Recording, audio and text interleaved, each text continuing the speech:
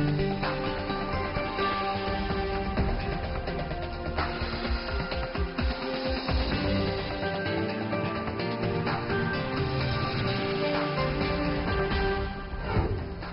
today's World Insight with Tian Wei, the Bretton Woods System, born out of World War II, was created to secure global economic growth. What is its legacy?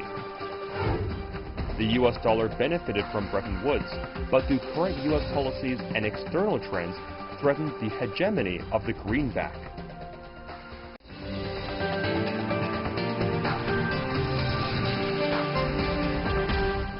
Here is our host, Tian Wei.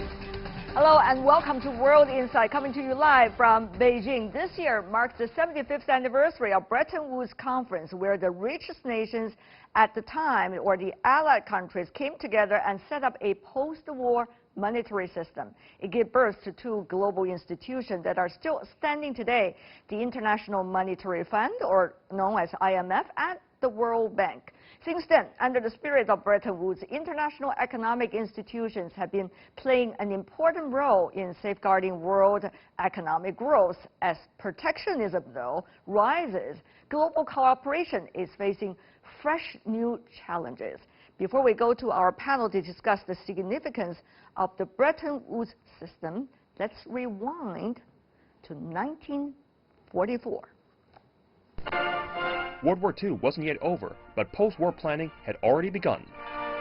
At Bretton Woods, New Hampshire, delegates from 44 Allied and Associate countries arrived for the opening of the United Nations Monetary and Financial Conference. Participants at the conference had seen the Great Depression a decade before. They had seen nations devaluing currencies to compete with each other on trade and all the chaos it had led to. To help nations maintain reasonable exchange rates, the International Monetary Fund was set up to act as an international lender of last resort. The Bretton Woods exchange rate linked all currencies to the dollar and linked the dollar to gold. In the 2 decades that followed this agreement, the world economy grew and financial turbulence were rare. In 1971, President Nixon de-linked the dollar from gold. We must protect the position of the American dollar, and thereby dismantling the fixed exchange rate aspect of the Bretton Woods system. But both the IMF and World Bank have survived. While both institutions face criticism, together with the World Trade Organization, these pillars of international economic governance system have mostly realized the vision of the Bretton Woods Conference. These meetings are designed to promote trade in the post-war world and to create a foundation for lasting peace.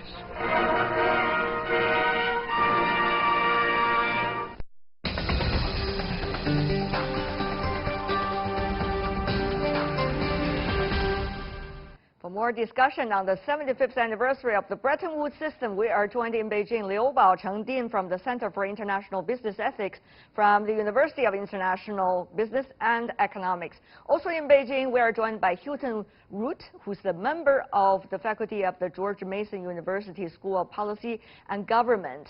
Meanwhile, in Washington, D.C., we have Ian Begg, a research fellow at the European Institute of the London School of Economics and Political Science. Gentlemen, welcome to our program. I want to start with you, Professor Root, because you're also a member of the committee of so-called the Bretton Woods system in the United States. Tell us more about the history. Is it still relevant, the Bretton Woods system? The Bretton Woods system is potentially the most successful international organization. And so, yes, I believe it's very relevant. Of course, as a member of the team, you would believe that is the case. From you, Professor Begg, though, we all remember the UK and the US was having a great, quote-unquote, moment, or rather a big moment with one another during the Bretton Woods Conference. So what about from your perspective? Well, the Bretton Woods system is the background to having the multilateral system covering both trade and finance, which was one of the foundations of the post-war prosperity boom in the Western economies. Many French economists refer to les 30 glorieuses, the 30 glorious years of the first 3 decades after the Second World War. But I think it's an exaggeration to say the Bretton Woods system as such is still in place because it relied on the fixed or nearly fixed exchange rate system. Exactly. That collapsed, as your introduction said, in 1971 with what Nixon did. And since then we've had a proliferation of different systems. We've had floating exchange rate between the major currencies. You have some currencies which tie themselves to the dollar. You have the euro as a separate currency block, the yen as a separate currency. So it's no longer the integrated system we had in from 1945 onwards. Yes, 1944, exactly in that forest which was shown earlier on our screen in New Hampshire. That's where this conference was held, and there was a lot of different voices, 44 allied countries, in fact, Professor Liu. Yes. Not only just the UK and the US, by the way, they too were having the biggest time, but also the other voices. I remember reading from the New York Times story about the history. Obviously, in the archives, there are different versions of history. One of them described the different voices coming from even countries like Iran and China, talking about their different perspectives on the system. Professor Liu. Yeah, the Bretton Woods was really created simply to save people from the devastation of the Second World War, and they realized trade and monetary cooperation would be utterly important for people to survive and also to get rehabilitated. So therefore, those people are really having the big vision, and because China has been tortured by the war also, invaded by Japan, etc. So China, of course, is an important member of it, and China's voice is also heard. So it's the cooperation, that is there. That's the best to save people and also to prevent further conflict and further warfare. So that's something that China would also to put into the message. Interesting, because there are two issues, Professor Root, if we could be more specific. One is about gold pegged to dollar. That's just this thing right there as a result of the Bretton Woods system at the very beginning at least.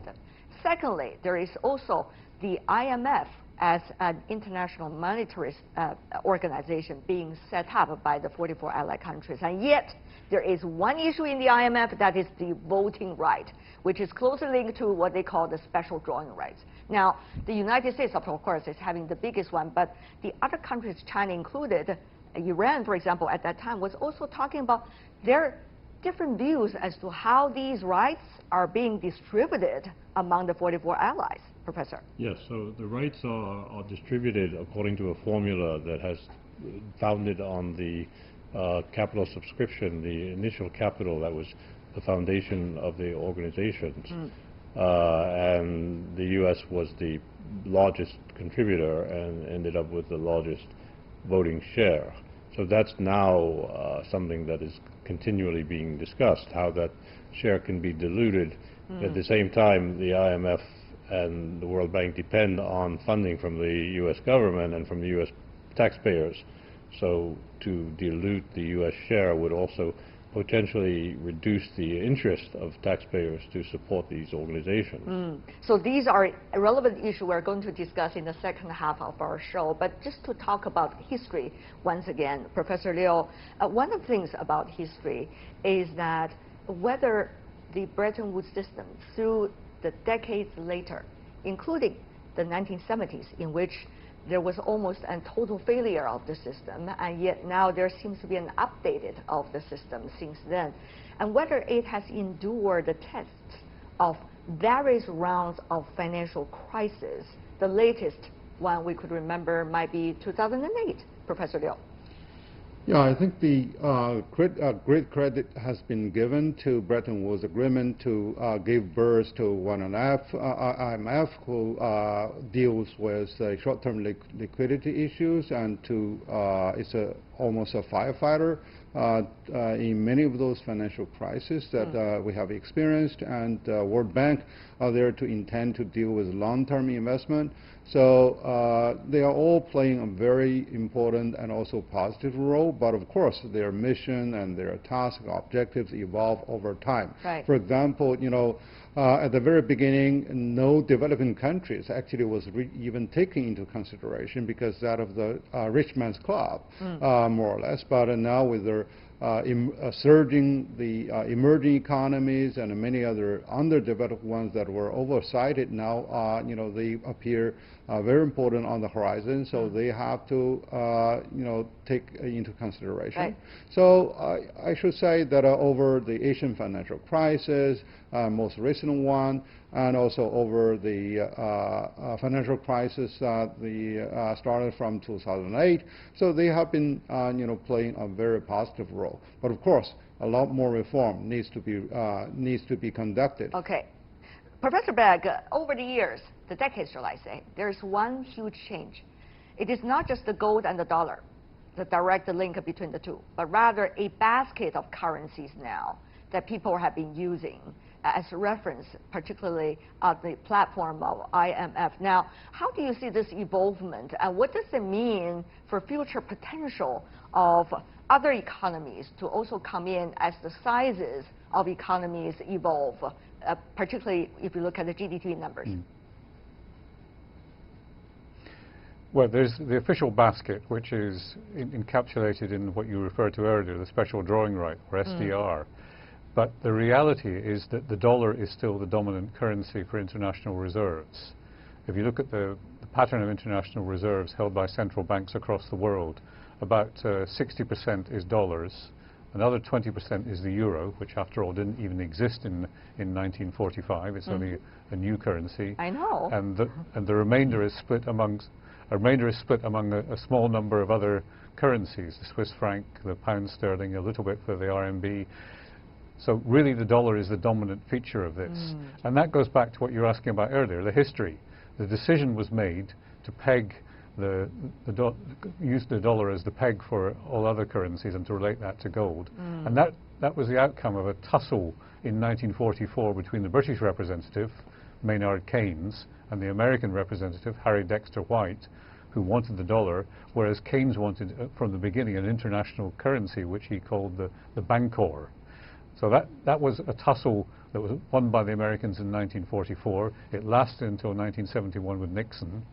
And since then, we've had this diffusion of new currencies coming into the system. So I don't think you can describe it as something that is still on the Bretton Woods architecture. And if you let me say one other thing about the Bretton Woods architecture, it's that it relied on fixed but adjustable exchange rates, and countries had independent monetary policy, and that meant they had to use sometimes capital controls to stop the currency diverging from its central rate. Now this is what some academics call a trilemma. You can have two of the three, but not all three simultaneously.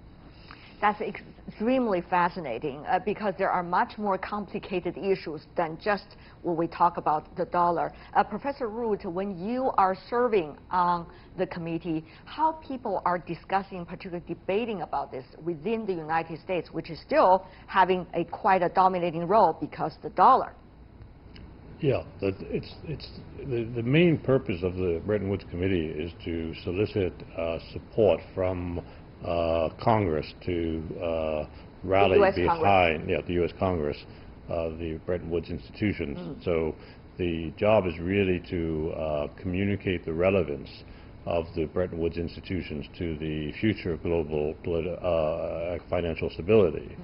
So the two words that I would underline concerning the history is adaptability and agility.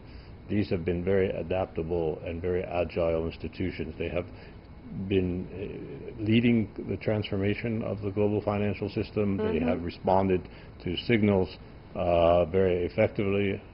So the question is, can they remain as agile as You've been asking a great question, I'm afraid, Professor Root. Whether agility and adaptability is enough for what to have and what to come about the future challenges. We're going to ask that question, and you're watching World Insight, still to come on our program today. The U.S. dollar benefited from Bretton Woods System, but do current U.S. policies and external trends threaten the hegemony, so-called, of the greenback? We're going to talk about that after this break.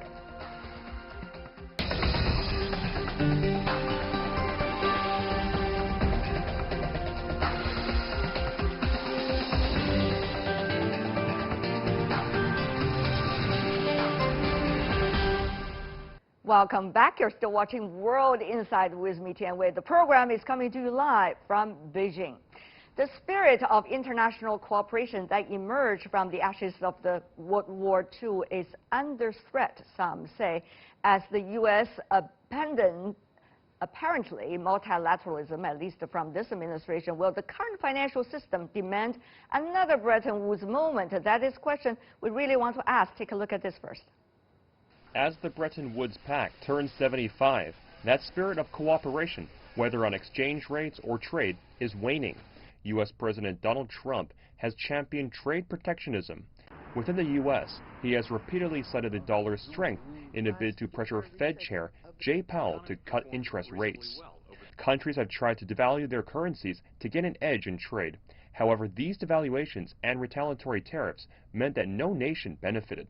With the global economy growing, emerging markets are seeking to change the financial system created 75 years ago. Population growth, redistribution of wealth, and emerging technologies are poised to transform capital exchange. New challenges require a collective effort. Yet, if the world is unable to sustain cooperation, simple problems may be left untreated.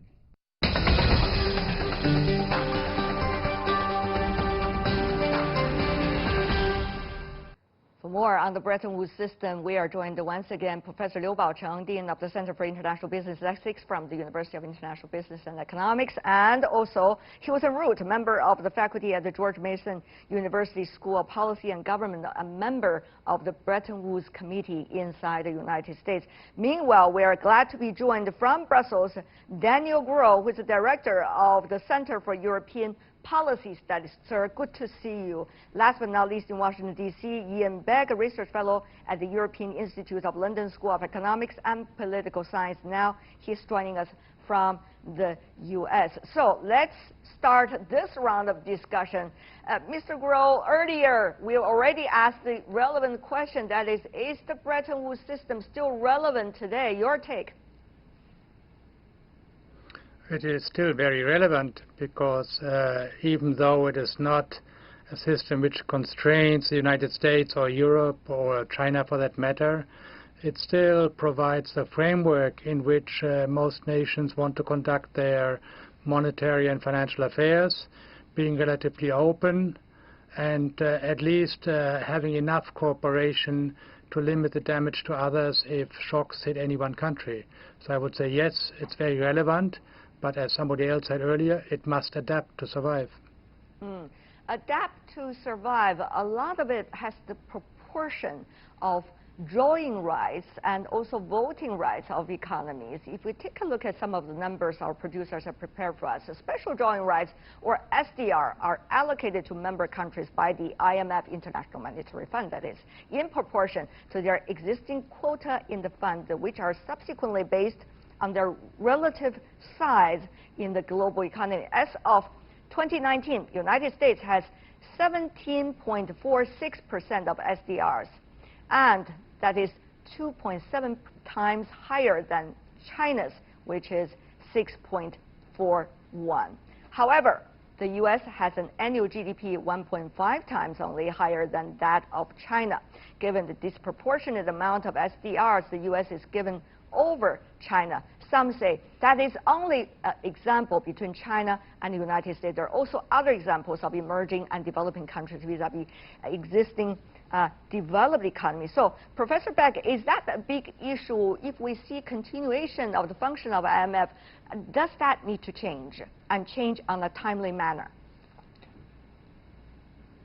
Well, yes, it's clearly a provocation to the countries who are underrepresented in both the voting rights and the numbers of SDRs, because they feel they don't have enough say in the governance of the international system. And you could add to that the fact that since it was created, the IMF has been seen as a seat for a European president, currently Christine Lagarde, and the possibility that yet again they will conspire to put a European into the place when she leaves to be the head of the European Central Bank. So yes, it's inequitable. I understand why it happened, which is the history. The countries which have the big weights were the founder members, and they had big weights when the founding took place. And it's quite hard to say to somebody, we're going to diminish your weight in this system so we can give more to China. Because if you say to me, I want to take something away from you, guess what? I say, oh, no, you don't. Yes. It's a very hard issue to resolve. Mr. Root, do you think that can be resolved on a timely manner, including the role of the United States right now?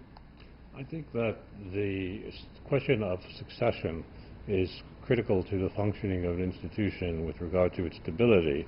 So if you change the succession rules, you also can weaken the stability of the institution, and it's unclear how that would unfold.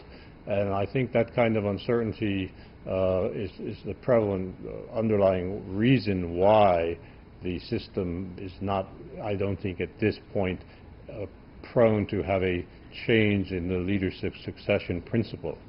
I think it is something that will evolve when it's more clear and there's more possibility. There would be a consensus on what a new system would look like. But if we were to try to change it now, it's very unclear what kind of consensus would emerge. But when is the time to change? And when is the time consensus could be reached if there's no further discussions about that? Well, I think the institutions are still, especially the IMF, very functional, very relevant, particularly as a risk-reducing mechanism on a scale that's global. There's no other institution that can It will always remain locally. that way, isn't it? To a certain extent well, on there a have global been basis. talk about localizing and different regions having their own IMF. But the problem is if a region goes into crisis, having a local institution is a problem. So when you have a global institution, that it represents the fact it can provide much greater stability. But that is exactly the point, isn't it? If it doesn't relevant, nobody cares whether they have the proportion or not. People just go to other platforms. To evolve and make it relevant, Professor Liu, do you think China and other emerging developing countries can wait with a lot of patience once and again? Well, even now, for example, hypothetically, China sit into the leading chairs, and is the capitalization enough to address the global problem? So I think that's the biggest question. I think the priority is how to make the IMF, on one hand, functional, but on the other hand, also more equitable. So that's another issue. It's like, shareholders or investors would like to see this entity really survive and sustain. Before you really talk about, how much say do I have in that.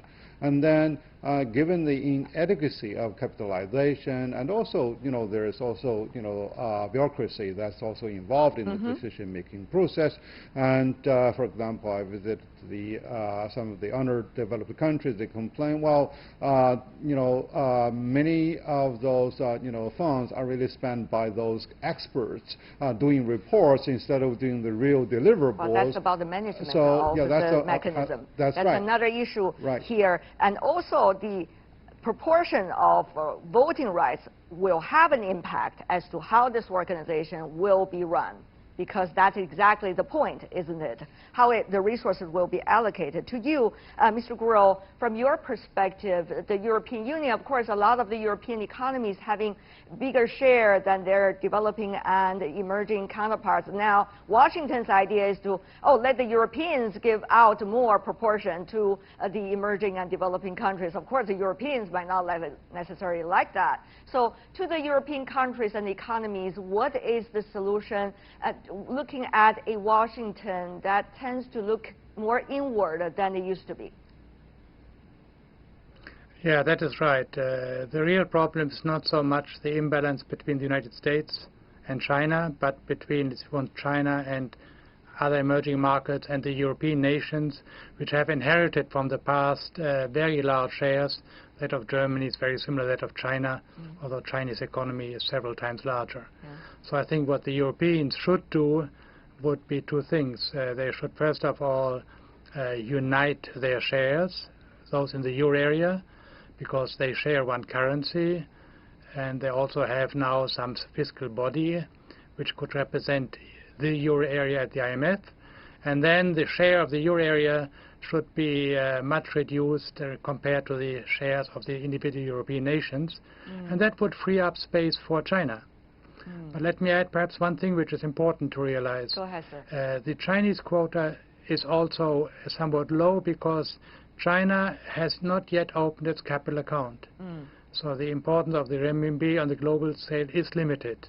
If China were to open its capital account and let the renminbi become a global currency, then the share of China would increase. And as you know, in the Articles of Association it says that the seat of the IMF should be in the country which has the largest share. So over time the IMF might have to move to Beijing. Well, there were talks about that, but for now it's only cocktail party talks at the moment, I guess. But to you, Professor Begg, about that, the RMB is a very important issue. Internationalization of the RMB is an extremely important issue considering China's interaction with the rest of the world. Now, as you may know very well after researching China for decades, that one of the issues the reformers here in China trying to say is that in order to play a more relevant role in the IMF and the other international platforms, China needs to have the RMB more internationalized. That's an internal debate going on in China. From the other perspective, how do you see that issue and the timetable? Well, it's exactly the same question as being posed in Europe about whether a greater international role for the euro ought to be pushed. And there have been recent documents coming out from both the European Central Bank and the European Commission saying maybe the time is now ripe. But you can expect the Americans to resist this. The French former president, Giscard d'Estaing, used the expression exorbitant privilege to describe the position of the dollar in the international system because it gives the US the ability to borrow pretty freely from the rest of the world. Just think of how much of China's reserves are in fact treasury bonds, dollars. However, internationalization is not all one-way advantages because there are responsibilities that come with being the key currency.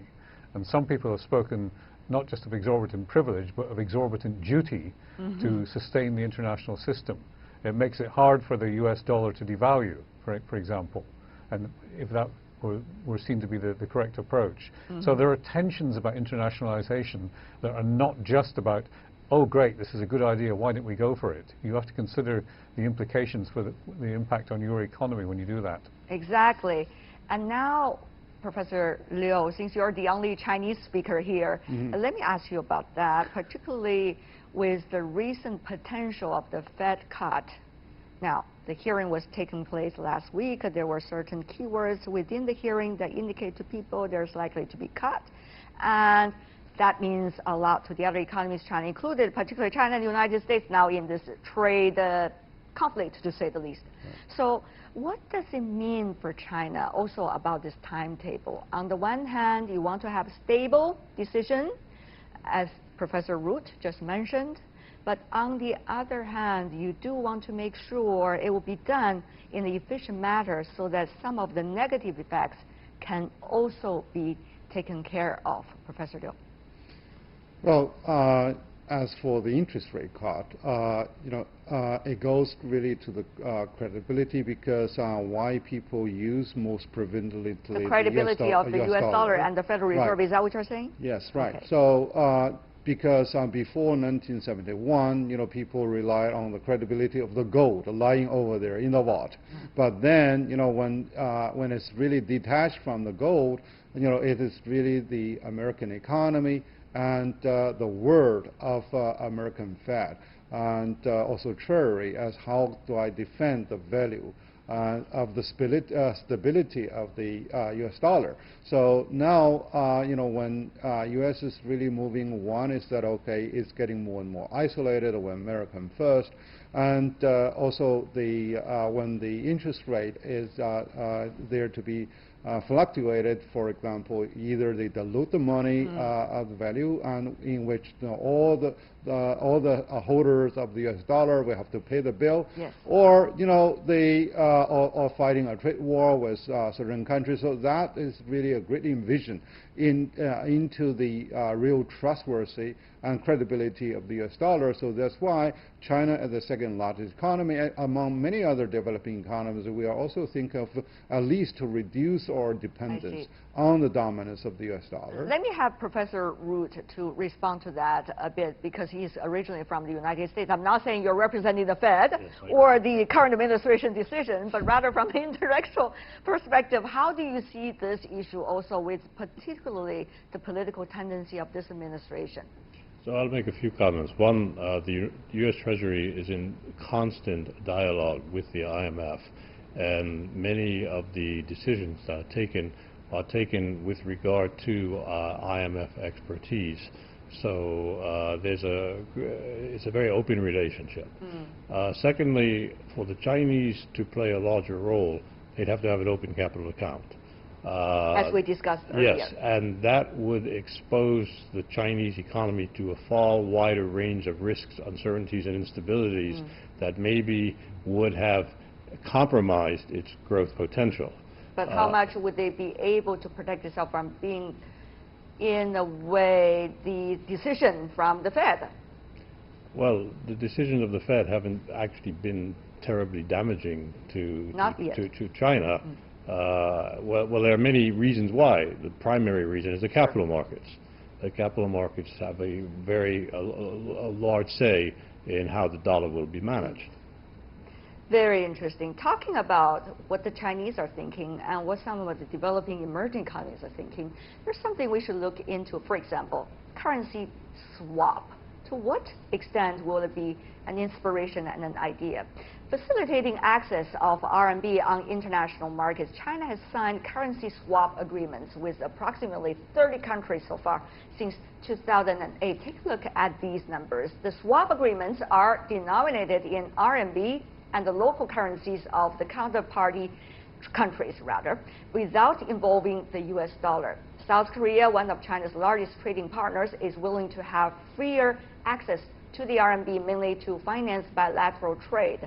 This indicates that the counterparties of the swap agreements are willing to hold RMB. Of course, this is only one of those many examples among the 30 countries China is trying to have this currency swap agreement with.